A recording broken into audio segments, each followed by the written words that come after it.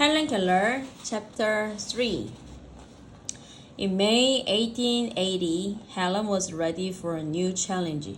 Shortly before her 8th birthday, she went to Boston with Annie. They went to Annie's old school, the Perkins Institution.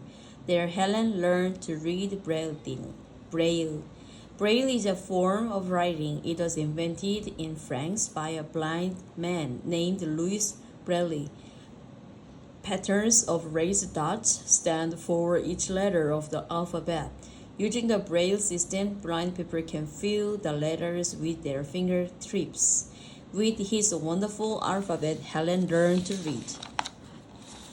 Helen already loved words. Now she loved the stories that words could tell. She read many books. And then, using a special Braille typewriter, she wrote some stories of her own. There was so much that Helen could learn at the Perkins Institution. Soon, she and Annie began to spend winters in Boston and summers at home in Alabama. When Helen was 10 years old, she met another teacher in Boston. Her name was Sarah Fuller. Sarah wanted to teach Helen how to speak.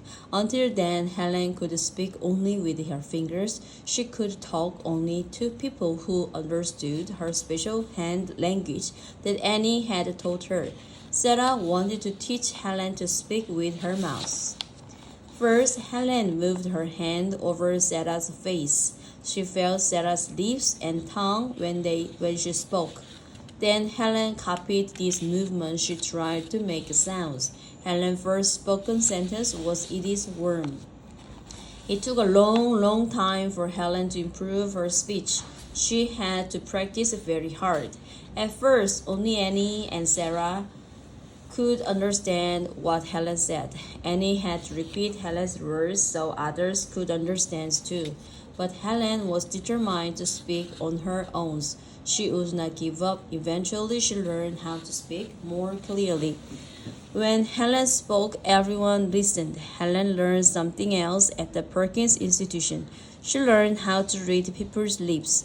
She could not actually see people's lips moving, but she could feel them with her fingers. By placing her hands on the lips and throat of her speaker, Helen could figure out what was being said. Everyone was amazed at what Helen had learned. She was one of the first blind and deaf people to speak aloud and understand spoken words.